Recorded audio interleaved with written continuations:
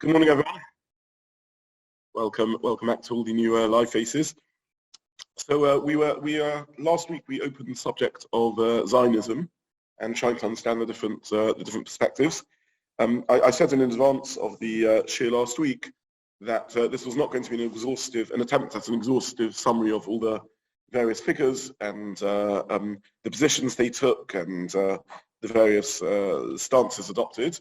The purpose of this really is just to look at, first of all, at religious Zionism, and in other words, the religious responses to Zionism, firstly, and secondly, try and look at the main schools of thought rather than the different figures and who adopted them and when and why and how and various journeys that great figures took in their perspectives towards this matter. That was point number one.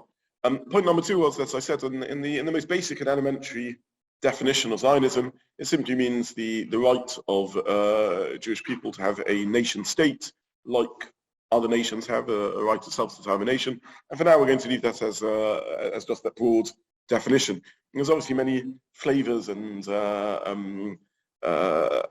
angles that were taken to Zionism as it developed, but the most basic level for now, that's a reasonable working definition. The third point I made, and this was really the focus of the last shir, was in a sense what the debate isn't about. So by and large, the debate is not a pure halachic one about Mitzvat Yishuv Eretz Yisrael, about whether there is or isn't a mitzvah to live in Eretz Yisrael. There is some small overlap between the two discussions, but in principle, one would think that it was possible to be religious Zionist without adopting a halachic stance of a absolute chiyuv or mitzvah of Yishuv Eretz Yisrael, and similarly it's possible to be anti-Zionist without, and at the same time acknowledge there is a mitzvah Yishuv Eretz Yisrael. Mitzvah Yishuv Eretz Yisrael is a mitzvah to live in the lands of Israel, in Eretz Yisrael. In and of in itself, it doesn't contain, it doesn't say that much about the apparatus of states and having a state, and certainly doesn't get into the discussion about whether this is something that can be achieved now or remains a dream for Yemos HaMashiach. So in a sense, these are two separate arguments. They're not one and the same discussion. We then got last week into a rather halachic discussion. We veered quite far off philosophy and just took a brief tour at the halachic discussion around mitzvahs Yishuv Eretz Yisrael. The very brief summary of the topic, because a couple of people were left, I think, a little confused by the end of the shir as to exactly what my message was. So a very brief summary of the halachic topic is that the view of the Ramban lists it as amongst the Torah mitzvahs, amongst the 613 commandments. The Shulchan Aruch and the Ramah seem to bring it as a mitzvah. The puzzle starts with the Rambam. The Rambam does not list it amongst the Tariag mitzvahs. He doesn't list it amongst the 613 mitzvahs. A commentary on the spot on the Rambam, the Megillas Esther, one of the commentaries on the Minyan HaMitzvahs, on the list of 613 commandments, the Rambam says this because the Rambam doesn't hold that it is a mitzvah. However, the mainstream view, and when I say mainstream, I mean 99% of other thinkers, other than the Megillas Esther, do not consider this to be correct. And they think the reason the Rambam doesn't list it is because of particular details about what he chooses to put into the list of 613 and what he chooses to exclude from the list of 613. It isn't primarily about whether it is or isn't a mitzvah, and I'm not going to go into the discussion again, but the Rambam has particular rules about what does or doesn't make the cut of the list of 613. There's numerous halachas which don't appear in the 613 mitzvahs, and we discussed various pieces of evidence that the Rambam holds indeed that this is a mitzvah, including the Rambam in several other places. The Rambam in Hilchos Avodim, in Perek Ches of Hilchos Avodim, says that a master who takes his slave out of Israel permanently wants to settle in Chutz La'aretz, the slave goes free. The Rambam in Hilchos Malachim says that a person should live in Eretz Yisrael, even in a city of pagans and idol worshippers, rather than in Chutz La'aretz, in a Jewish city, which ties into Gemara and Kesuvos, which I'll reference later. The Gemara in the Rambam in Hilchos Malachim says that the exemption from an army for one who plants a vineyard or builds a house, they're exempt immediately afterwards from joining the Jewish army, only applies to one who's doing so in Eretz Yisrael. So the Rambam accords significant halachic weight to living in Eretz Yisrael, even if he doesn't technically list it as mitzvahs Yishuv Eretz Yisrael. Finally, I mentioned that there is a national, besides the mitzvah of Yishuv Eretz Yisrael, there is a mitzvah of Kivush Eretz Yisrael, conquest of Eretz Yisrael. That the Rambam does list as a mitzvah, though again, whether the Rambam meant it as a mitzvah simply at the time of the conquest of the land of Israel in the generation of Yeshua in post-Moshe, and dealing with the native inhabitants at the time, or whether that would apply in other circumstances isn't entirely clear. And indeed, this may be the reason why the Rambam doesn't list Yishuv Eretz Yisrael as a mitzvah, because he understands this is subsumed in Kivush Eretz Yisrael. Now, on face value, Yishuv Eretz Yisrael is a private mitzvah, an individual personal mitzvah to live in the land of Israel, whereas Kivush Eretz Yisrael is a national mitzvah on the nation to engage in nation building and conquest of the land of Israel and nation building. And again, I discussed last week that there are personal mitzvahs, mitzvahs that we need to do as a personal obligation, listen to shofar, shake lulav and esrog. There are communal obligations, obligations only incumbent on communities when there's a tzibur, when there's a minyan, such as chazaras hashatz or kriyas Torah. There's town or city obligations. A town has to ensure it has Jewish facilities, it has a shul, it has a school, it has a mikveh, it has a beit kavaras, and the like. And then there are national obligations, such as when the Jewish people enter the land of Israel, building a Beis HaMikdash or appointing an appropriate government, shoftim v'shotrim, setting up a judicial system, a king, so melech, and included in that would seem to be Kivush Eretz Yisrael. So there's no mitzvah on you and I as individuals to engage in Kivush Eretz Yisrael. There's a national mitzvah to ensure that as a nation we have engaged in the conquest of Eretz Yisrael. So just to summarize again what we've said so far, given the interruption, the mitzvah of Yishuv Eretz Yisrael seems to be agreed upon almost universally, with perhaps one exception, a possible reading in the Rambam, the reading of the commentary on the Sefer Mitzvahs of the Megillas Esther. In addition, there is the mitzvah of Kivush Eretz Yisrael, which is a national rather than personal mitzvah to conquer Eretz Yisrael. So this was the halachic background. Finally, I mentioned last week that there are nonetheless legitimate debates as to the extent of this obligation. To what degree of inconvenience, whether physical or spiritual, do I need to put myself in order to move to the land of Israel? Because the fact is that after going into Golus, most Jews, including God-fearing Jews, including some of the poskim who we mentioned as believing in the mitzvah of Yishuv Eretz Yisrael, didn't move to the land of Israel, even though it was technically possible to do so. And the Rambam himself went via Eretz Yisrael, visited Eretz Yisrael, but then settled in Egypt and for a large part of his life. So what are the parameters of the mitzvah of Yishuv Eretz Yisrael? So here there's an important halachic discussion. There's the Gemara in Kesuvos that discusses whether one should rather live in a city of idol worshippers in Eretz Yisrael, or whether one should live in a Jewish city in Chutz La'aretz. We saw the Rambam said that one should live in Israel, even at the price of not having a Jewish community. Nonetheless, this is a discussion in Gemara where the psuck is not entirely resolved. Maybe it's better to live in Chutz La'aretz if there's a richer spiritual life there.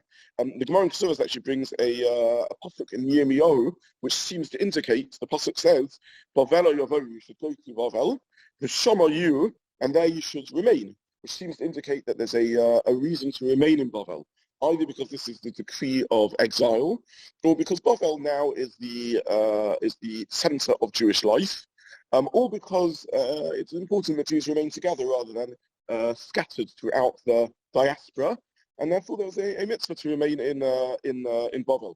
So there may be limitations around the mitzvah to return to Eretz Yisrael. We saw a view of Rabbi Chaim Cohen, one of the Bali Tosas, who said one shouldn't go to Eretz Yisrael because we were unsure how to observe the agricultural halachas. We discussed how over the centuries since that statement was made, the Chayyim is the view that we now have greater clarity around the agricultural halachas, and therefore we can return. The normal parameters of Pikuach Nefesh would apply to this mitzvah of Yishuv Eretz Yisrael, presumably.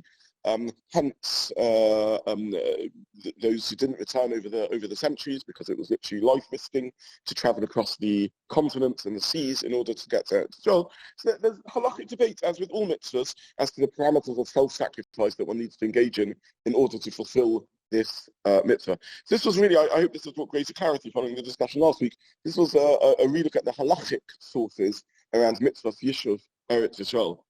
But to a significant degree, the debate around the halachic obligation to settle Eretz Yisrael, in which I said the near universal view is that there is such a mitzvah, isn't what the debate around religious Zionism really revolved. It was a debate around the concept of Zionism rather than the particular mitzvah of Yishuv Eretz Yisrael. So what was the debate and how are we meant to understand this?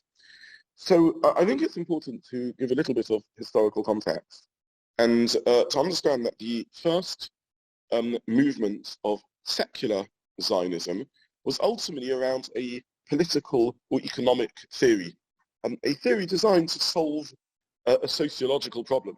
The problem was the Jewish problem, the problem of anti-Semitism, and an economic or sociological and political theory was put forward, which is if Jews succeed in, rather than being a minority, a very large minority in East Europe, but a minority in every country in which they live, surely it would be better if we were a majority in one location and had a nation state there, and that way we would be able to be a nation amongst nations, able to defend ourselves and not victims of anti-Semitism. In other words, in Europe, in which one looked at 1,000+ years of history, and in many respects Jews were the only minority that existed throughout that time. There were very few other minorities around. Clearly the source of anti-Semitism is that we are just different. We're a minority living amongst a larger population. If we're able to have the apparatus of statehood and certainly be a majority in our own country, then we would be able to engage as a normal country with normal national forces, and we would resolve the problem of anti-Semitism. Now, this was the first stirrings of what we would call in the modern times Zionism. I want to stress that in pre-modern times, there were significant moves of individuals to Eretz Yisrael. In the era of the Baalei Tosfos in the late 1200s and 1300s, some 300 Baalei Tosfos moved to Eretz Yisrael, but they were trying to fulfill the Mitzvat Yishuv Eretz Yisrael. In the 1400s, late 1400s, early 1500s, Spanish refugees and their descendants moved en masse to Eretz Yisrael. Again, though, they were moving primarily either for the mitzvah of Yishuv Eretz Yisrael or simply as a place to go to, given the expulsion from Spain. The students of the Baal Shem Tov, the students of the Vilna Gaon, and later the students of the Chasam Sofer, both for technical halachic reasons, the mitzvah of Yishuv Eretz Yisrael, and for Kabbalistic reasons, a sense of the dawning of the era of Mashiach, also began moving en masse to Eretz Yisrael. The latter movements did have some overt sort of Messianic element, some overt awareness that we're not just moving as individuals to Eretz Yisrael, we're moving hoping to lay a framework and a groundwork of rebuilding of nationhood.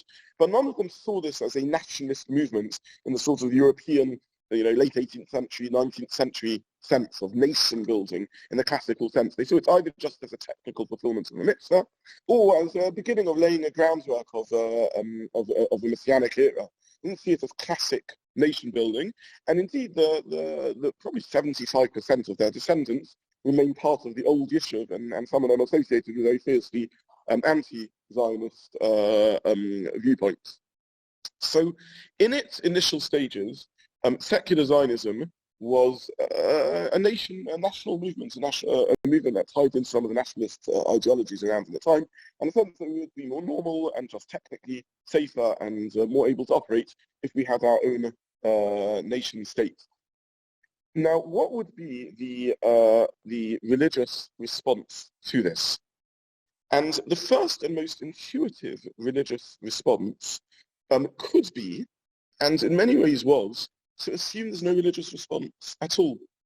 This is simply an economic and sociological and political theory that either is wrong or is right, but isn't really particularly one for Torah or Talmidei Chachamim or rabbinic leaders to comment on. I mean, let's say we're living in a time of tightening finances. Perhaps the banks are tottering on the edge, and someone puts forward a theory of an economic theory of quantitative easing. What's the Torah or rabbinic view of quantitative easing? Well, no particular view. Go and ask the economists. Either the theory works or it doesn't work, and why would you expect there to be rabbinic comment on the matter? So we face a political and sociological problem, the persecution of the Jewish people and anti-Semitism, and there's a political and sociological theory, and either the theory is right or it's wrong. Why should there be a particularly religious response to this? It's just the reality of persecuted people, and if this theory turns out to be correct, then fantastic, and if it turns out to be wrong, then very sad that we haven't found a solution to this problem. But, Pikuach nefesh is important. Saving lives is important both ways. But again, there isn't necessarily a particular rabbinic stance either way as to what the methods of Pikuach nefesh are. Is the AstraZeneca vaccine or the Medina vaccine more effective? There isn't a rabbinic response there. You have to ask the scientists. So if Zionism, political Zionism, is a effective solution to the persecution of Jews, then of course it's a religious obligation to engage in it, because it's a religious obligation to make yourself safe. But in and of itself, the question is a political or sociological one, rather than or economic one, rather than a rabbinic one in essence. Yeah.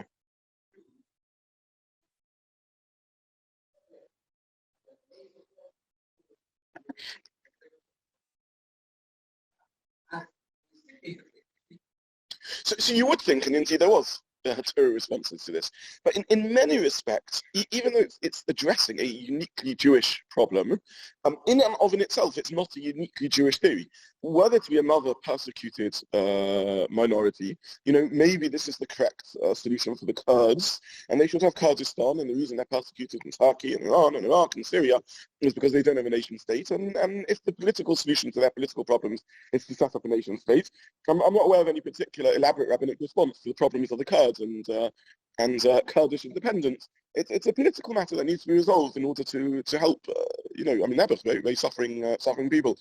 But this isn't in and of itself a uniquely Jewish problem. That would be a legitimate stance, and in many ways a majority response.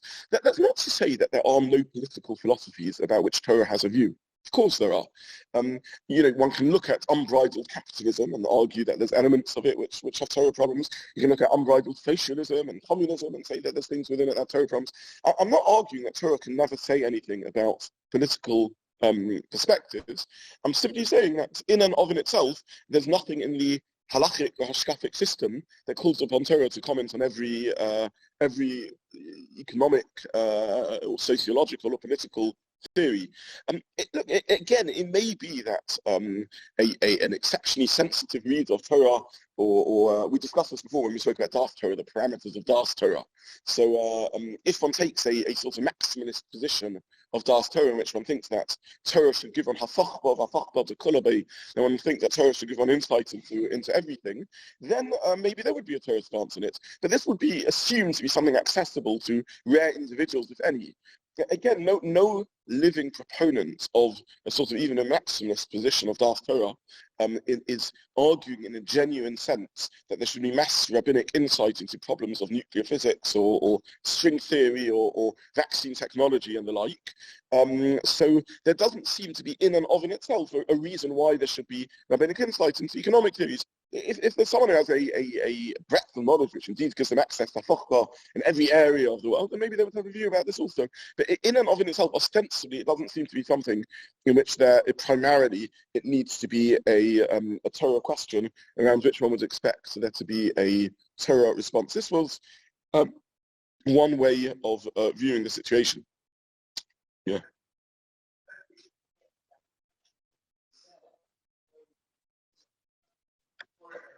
Yeah. It absolutely is. Zionism is very much a product of its time. And again, nationalism is a socio-political, economic theory, cultural theory, ethnic theory. It doesn't in and of itself have to be something which is a Torah perspective, other than the fact of our nationhood.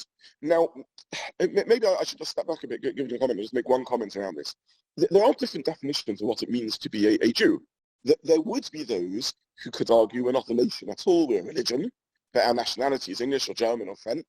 Maybe we're an ethnicity, maybe we're a culture. But interestingly, in this respect, the Torah view and the Zionist view was aligned, in which we traditionally see ourselves as we are a nation. We're not just a religion, we're not just a culture, we're not just an ethnicity. So in that sense, there was an alliance between the two schools of thought. There weren't significant Torah leaders who argued that in and of in itself, we are not a nation and shouldn't see ourselves as a nation. The opposition came about to what degree we can express ourselves on a national level until the era of Mashiach and so on. But the idea that Jews aren't just an ethnicity, we're not just a race, we're not just a religion, is again not really a controversial idea in Torah thinking. And therefore, once we cross that threshold and we recognize we are a nation, then in and of in itself, there doesn't seem to be a need to have a stance around a political and sociological theory. Now, of course, once you determine that you're going to set up a nation, a national state, there'll be a lot of room for debate, both religious and secular, about what the nature of that state will be. How Jewish will it be? How will it express its Judaism? Will it be a halachic state? Within the religious world, within the secular Zionist movement, within the traditional Zionist movement, there's debate between different schools within Shabbatinski and Achat Ha'am and so on and so forth, which I'm not going to go to, as to the nature of the state. But that's stage two. The raw and essential positing of a theory that's a solution to anti-Semitism is setting up of a majority nation, Jewish nation, ideally with independence or semi-independence. There were models around federalist models and a whole range of models which we don't need to go into. But the raw idea that this is a solution to anti-Semitism is a political theory. Maybe let me just mention a little more about why it isn't inherent that there needs to be a rabbinic response to this at all, and probably actually the response of a very significant majority of rabbinic leadership was exactly this, just neutrality. They didn't see a need in and of in itself to comment either way on the matter, at least in round one of the debate. We discussed this when we spoke about Das Torah, the concept, for example, of division of power in the traditional structure.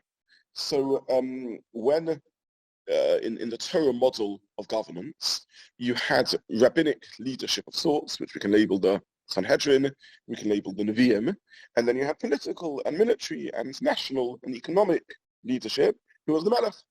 And the king made decisions about, what economic policies to adopt, what military policies to adopt, how to pave the roads and build bridges, how to set up urban infrastructure. These were not matters that were expected to be dealt with by the rabbinic leadership. Indeed, Chazal understand that in a sense, Moshe was a unique figure. Pasuk says, "Vayihi b'shur Melech," and Chazal understand in one reading of this pasuk that Melech is Moshe. So Moshe combines in himself both the role of a judge. He was the Rosh Basin, he was the Nasi, he was the head of the Sanhedrin. He was also the primary Novi. He was also the Melech. He was the executive leadership of the Jewish people. But that was quite unique. Moshe, one title he missed, he wasn't the Kohen Gadol for all time, though he played a role as Kohen Gadol for a time in his life. But later on in history, these roles were divided, and this seems to be the political model of Torah, Som Tosim Olach Malach, and very often decisions could be made solely by the king or sometimes in conjunction with the king. Indeed, one reading of Parshat Yisro, I think I shared this when we were looking at Das Torah, in which it's a fascinating thing, in an ahistorical, according to many opinions, in an inaccurate historical order, the Torah brings the story of Yisro before the giving of the Torah. And one reading of this structure put into Parshat Yisro is that the Torah is telling us you have the great Moshe at the peak of his career, the peak of rabbinic leadership and prophetic leadership, about to lead the Jewish people up to Har Sinai, at least in the order the story is written in the Torah. And along comes Yisro, who is as far removed as possible from someone who aligns themselves with the Jewish people. He is a ger. He's someone who at this stage isn't even part yet of the Jewish people, or is just becoming part of the Jewish people. And yet when it comes to efficient systems of running the judiciary system and governance, Yisro puts forward a suggestion, and Moshe, by and large, accepts his suggestion. In other words, as an introduction to Matan Torah, part of an essential introduction isn't just to tell us what Torah is, which is the events of the giving of the Torah, but also to tell us what Torah isn't. Don't think that just because there's a Matan Torah, therefore there's no insight as to how things should be structured by a Yisro. Moshe can be the supreme prophet and teacher, Moshe Rabbeinu, for all time of the Jewish world, and nonetheless, it doesn't mean he is as good at systems and management of governance and judicial system as he used to. In other words, these are two separate spheres, and in and of itself, there doesn't need to be a assumption of rabbinic leadership into these areas. So this is was one approach, and in some ways perhaps should be the default setting. Why should there be a religious response to Zionism? It is a theory of nationalism and socio-economic and political attempt to resolve anti-Semitism. That's it.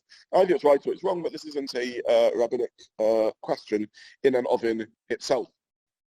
Now, just to perhaps mention a little further and zoom in a little bit on Avram's comment, it is true to say that anti-Semitism was at the time in many respects a uniquely Jewish problem.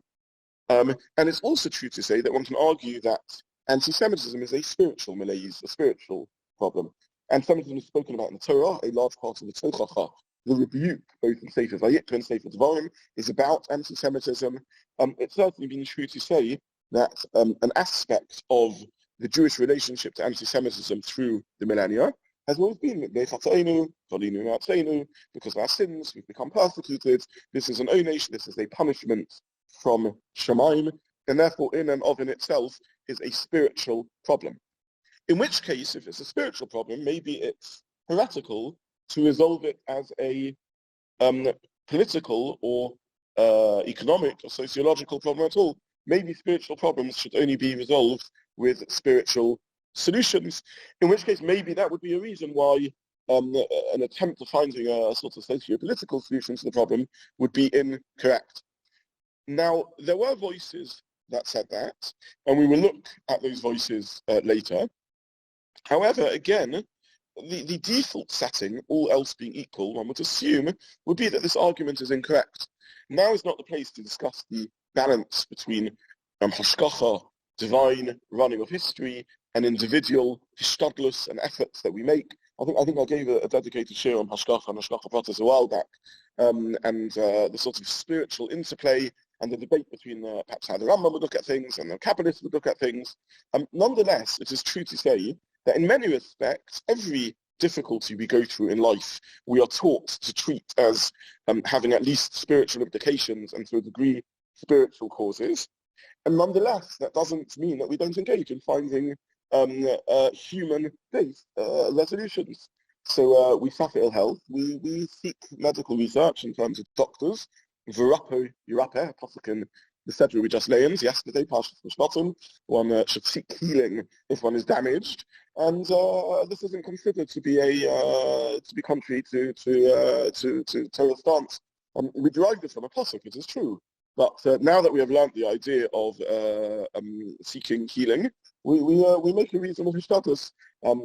So there doesn't seem in and of in itself to be a Hashkafic or halachic problem with seeking to resolve the problem of anti-Semitism through material means.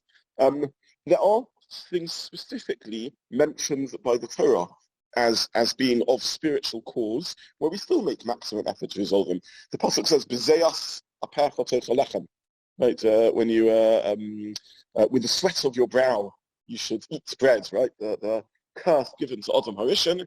To this day, we are only able to earn our living by sifting through thorns until we arrive at the products that we want to eat. We earn our living by the sweat of our brow. Nonetheless, none of us have a problem with trying to develop technologies that make life a little easier.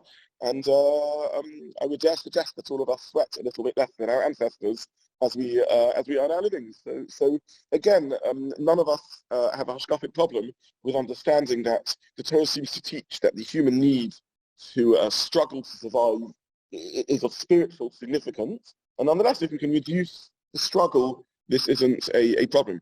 Childbirth, again, seems to be indicated by the Torah as the pain and mortality and danger of childbirth seems to be of spiritual significance, seems to be something built into the spiritual fabric of how we humans currently are. And again, no one has a problem with epidurals and modern birthing techniques, which Baruch Hashem have reduced damage. So in and of in itself, there doesn't seem to be a need to take a halachic or spiritual response to Zionism. And this, I want to start off with this simply to mention that it is a legitimate approach, actually, to just be neutral, to say, either the theory is right or it's wrong, but this isn't a halachic matter.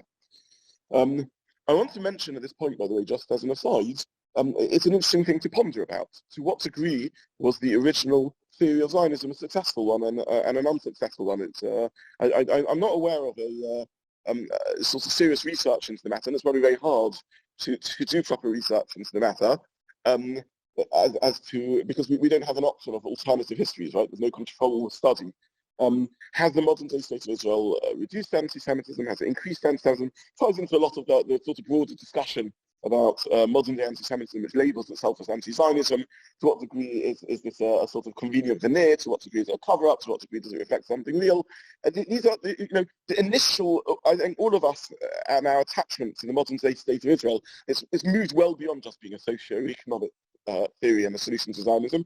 It's become something radically different and bigger and changed from what this sort of first round of thinking was in its founding. It's very interesting to sort of think back to what degree in its initial aims has it been successful or not, and has it sort of resolved the problem of a Jewish minority. And then some of this ties up to one's personal views about to what degree there's a continuation of a minority Jewish life in the diaspora and a flourishing Jewish life in some respects, but not in other respects. So these are deeper issues. But in and of itself, one could take a stance that this is not a halachic or Hashkafic issue. This is just interesting, a matter for research. Maybe the historians amongst us could research this. What is its impact on a socio and political level? I do think it's important, though, if one adopts this stance, to nonetheless label oneself a Zionist in the sense that, in the most basic raw meaning of the word, it simply means the right of Jews to self-determination, to self-nationhood, and the objection to those who refuse to confirm this, whether because they adopt this neutral approach or, as we'll see later, because they adopt Hashkafic, the anti-Zionist approaches. The problem with that being communicated is that it seems to indicate a stance in which somehow Jews are different to other people and don't have a right to nationhood, nationhood, and self-determination. And that's where on a matter of communication, there's often cross wires around these points. So as we discuss Zionism, if one adopts a stance of neutral Zionism, rabbinic neutrality to Zionism, or, as we'll see later, rabbinic anti-Zionism, because one believes, let's say, this isn't an approach that should be taken until the era of Mashiach, doesn't mean on a political level one is justifying haters of Israel or haters of Jews in believing that Jews are somehow different and don't have a right to a national expression. And therefore, it's important in a sense to note the semantics here also. It is true that it is a political and sociological theory. It's true that you may adopt a stance of neutrality or even disbelief in it. You may think this is a pathetic theory. It doesn't offer a solution to anti-Semitism. Nonetheless, for that to translate, or one may believe that there's Hashkafic problems, which we'll explore later. Nonetheless, this shouldn't translate into a sort of a political statement of anti-Zionism inherent in a message of Jews shouldn't be given the right to statehood or national identity, unlike other people. So this is an initial approach, and as I said, I think to a degree in the first rounds of Zionism, one of the stances that was adopted. There was also a stance adopted by some early figures who later assumed different visions, in which they seemed to perhaps not fully understand what the initial concept of Zionism was. And they saw it as a stirring of a sort of more traditional Jewish desire for return to Zion, to Eretz Yisrael, and founded groups like Kivush Zion. And again, from the point of view of this series, I'm not going to dwell on these groups, because whilst they are interesting from a historical perspective, I don't think they represent a significant school of thought in terms of a modern relationship to Zionism. So when Zionism was first put forward, along with the project of Zionism, certainly the branch of Zionism that saw Eretz Yisrael as the home of the seat of Zionism, was a movement to make it easier and more comfortable for Jews to be able technically to get back to Eretz Yisrael. to be able to live in the land of Israel and to earn a livelihood there and to be safe there. Now, again, if that's all Zionism is, it's a technical facilitator of Jews being able to get back to Eretz Yisrael, to have transport, to have safety, to have a well-run system of financial support and visa applications and the like, then again, you might support this simply because you believe that living in Eretz Yisrael is a good thing for Jews to do. Mitzvat Yishuv Eretz Yisrael, not fundamentally connected with the creation of a nation state. So again, if this is one's stance, if that's how one understood the Zionist project initially, then some variants of that may be set up, primarily the Kivush Eretz movement, and there were great figures associated with that movement who later became also prominent members of the anti-Zionist movement. And the reason for this shift in stance, if you like, or seeming contradiction between the two positions is because their alignment with Kivush Eretz meant they simply saw the first stirrings of secular Zionism as a longing for Jews to go to Eretz Yisrael, and a apparatus being set up to allow that to happen and to facilitate transport and safety and so on. And therefore they thought this is wonderful. This fits in with the vision of the Baal Shem Tov, the vision of Vilna Gaon, that it's time for us now to move back to Eretz Yisrael. We all have individual mitzvahs of Yishuv Eretz Yisrael. And again, it wasn't aligned with any particular political philosophy at that stage. So just to summarize what I've said so far, Mitzvah Yishuv Eretz Yisrael, Mitzvah Kivush Eretz Yisrael, interesting halachic matter, but let's assume for now, like the 99% of opinions, there are such mitzvahs. Secular Zionism in the purest or most pristine or narrowest sense in the way it was initially conceived as a solution, a socio-political solution to anti-Semitism, in and of itself, to many thinkers didn't seem to be a Jewish or rabbinic matter for discussion at all. The Zionist movement's efforts to facilitate on a practical level return to Eretz Yisrael and arrange safe vehicles for doing so, and negotiate with, at the time, the Ottoman Empire, and create opportunities for livelihoods and farming and industry and all the other things that started. All of that, to many rabbinic leaders, wonderful. This is a system of facilitating Jews technically to move to Eretz Yisrael, Mitzvah Yishuv Eretz Yisrael, not much of a significant debate. So in round one, I would say this was probably the first and initial responses to the challenge of Zionism. There was similarly, and from my point of view, an uninteresting anti-Zionist response, which again I want to sort of dispose of today before next week when we look at what I think are the more interesting responses. And the anti-Zionist response, again, isn't in and of itself a philosophically interesting one. And the anti-Zionist response was, look, at the end of the day, this is a project largely being initiated by secular Jews, and therefore, as religious Jews, we need to be very cautious about partnering or supporting or even remaining neutral with a secular-driven movement. Both on a intrinsic Hashkafic level, there's a danger in the rise of secularism. Don't forget, while Zionism is rising, let's put it again in this historical context, it's part of a general rise of numerous secular movements and secular attempts to rewrite what Judaism means. So it's in an era in which reform is arising in Western Europe, scholars are rising in Eastern Europe, in which Jews are becoming communists, and Jews are becoming socialists, and Jews are becoming Bundists. So it's part of a whole world of ists which are floating around. And therefore Jews becoming nationalists and secularists, this is part of that sort of pattern of assimilationist, of course, is another philosophy. Maybe just Jews should stop existing completely. So there's a whole range of sort of modernist relooks at Jewish identity and Judaism.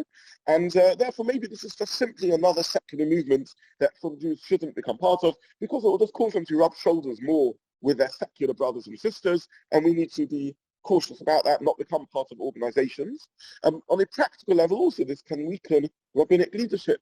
Our youth will no longer look to the rabbis as their leaders, they will look to the secular Zionist authorities as their leaders. They will no longer find their fun time or their spare time in mixing with their friends. They will now become part of Zionist youth groups, and they'll sort of become embedded in the culture, non-Torah and non-mitzvah related categories. Now, again, it's in our discussion, which we're trying to look at a pure sort of a philosophical approach to Zionism, whilst very, very important to these points, this is less interesting in terms of again, this is reflecting a particular sort of sociological aspect linked to the rise of Zionism, but it's a technical problem which could in and of itself find a technical solution. So if we set up some systems of Zionism, then we resolve this issue, and it will get rather to other debates about to what degree there needs to be boundaries between religious and irreligious Jews, again beyond the scope of this discussion. So in and of in itself, the aspect of the rise of Zionism, which could lead to a mingling of Torah and secular interaction and leadership and values to a degree, in and of in itself, again, this isn't in the purest sense what this topic is about. Now, it is an undoubted fact, just a historical fact, to the best of my understanding, that there was grounds to this fear, that there was indeed an element of weakening of religious identity because of association with Zionism as a movement. The question again, which is very hard, yes. There's no doubt that as a historical fact, if you look back to the late 1800s, there was a rise in disassociation from religious identity because of association with the secular Zionist movements. The question, I was just about to say something, I just finished my sentence. The question again, which needs to be historically understood, is to what degree this is a symptom or a cause. In other words, in a world in which people were looking for association with other non-religious expressions of their Jewish identity, or less traditional religious expressions of their Jewish identity, in which kids were going to Buddhism or socialism or assimilationism or communism or the like, so Zionism was simply part of a whole family of options. And again, it would need to be historically understood whether this was a cause and a force which drew people away from traditional identity at that particular point in time, or simply one of a range of options for a world which was looking for other alternative forms of expression of their Jewish identity. So I think I'll finish the sentence. I hope there's nothing controversial in that statement. Again, it is very hard to devise alternative histories and work out to what degree something is a cause of a change or a symptom of change. But again, it's not historically debatable that kids in the first round of Zionism that went off to join a secular kibbutz, and I don't mean a kibbutz here in the land of Israel, I mean the farming and agricultural colonies they set up in East Europe even, most of the time, 99% of the time, ended up dropping halachic observance. The question is, was it just pragmatic because they just went somewhere where there wasn't an infrastructure of Jewish life, or was this that they were looking for something different and this was an expression of that search for something different? So we will... I'll just borrow this. I'm not recording here. Oh, perfect. Okay, because my battery's died, but at least I'll have the recording to upload, so if you can send it to me afterwards. Yeah. Okay, thank you. So we'll conclude for now, for today.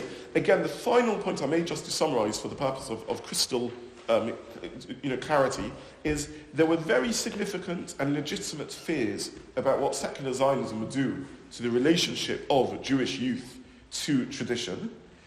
Zionism, along with a whole family of other alternative, secular or traditional but non-orthodox rewritings, or non-traditional at least, rewritings of Jewish identity. And again, it is a historical fact that is correct, that for many youth, secular Zionism was amongst a range of other secular or at least non-traditional options open to them, in which their allegiance to traditional Jewish life was lessened. Whether Zionism was merely a reflection of that, or whether that was a cause of that, remains, possibly impossible to resolve, and we need serious research. But nonetheless, from my point of view, this is the less interesting part of the discussion. It was a contingent concern around how Zionism happened to be set up and who was involved in the leadership, rather than being fundamental to the philosophy of Zionism, which is what we're interested in looking at. I would suggest that you look at the numbers of people leaving traditional Judaism to go elsewhere. The percentage that were going elsewhere, not Zionism, were huge. The percentage of share of Zionism were minuscule compared to much of the Bundists or communists, or just secularists or reform. So I don't think that Zionism was the magnet. It was a minority of the many options that there were available. The truth is, there's 3 or 4 stances you can take. First of all, we need to look at statistics, and these vary from country to country. So in East Europe, for example, reform was tiny, never took off really. And that's why I kept on actually even shifting away from saying secular to non-traditional, because a lot of the East European isms that developed, they're not secularisms, they're not assimilationism. There's very, very small trends to classic assimilation. Many of them saw the expression of Zionism, or communism, or Buddhism, or socialism as an expression of their Jewishness. So it's very, very complicated to work out the statistics. Yeah, within the halachic bounds. Yeah. If you look at the statistics between the wars, so say after the First World War, no more in Eastern Europe than 1/3 of what we would call Orthodox. Yes. So by then, you've already got millions who are no longer within the Orthodox camp. Zionism was, as stated, Zionism was a tiny group. Yes. And you have the Yiddish revivalist movement and a whole sort of world around that. My point again is simply to say, determining what's cause and what's effect is complicated. By the way, you can also turn an argument on its head, which is this isn't a reason for non-religious involvement. On the contrary, let the religious get involved and then you resolve these problems. They set up, religious versions of this. So this isn't an attempt to take a stance on what's a very complicated sociological matter. It's just to, in the interest of honesty, mention that this was one of the significant concerns, the fact that it was seen as a secularist movement, and there was some legitimacy to that concern. How big that legitimacy is, how to crunch the numbers historically, very, very, obviously, very, very complicated. I'm not even interested in the percentages. So if it was 3%, so that 3% is where the debate needs to be over what was the cause and what was the effect, and what would have happened had that option not been there. You could argue that without that option, a greater percentage would have gone to the other movements, which were far more significantly assimilationist, or not. And the truth is, probably there's truth to both. So probably there were some people for whom this was a path out, and there were other people for whom this was a path in and a path to strengthening their identity. But just in the interest of historical honesty, this was one cause of opposition. But I think from the perspective of 2022, not really one that I plan to explore any further, having mentioned it today, because it's contingent. It happens to be that that's the way it developed. It's not fundamental to the philosophy of Zionism as we need to think about it now when we're looking at it as a raw philosophy. So I'll finish there for today, given the time limit, and I hope that has appeased your visceral concern about what I was saying.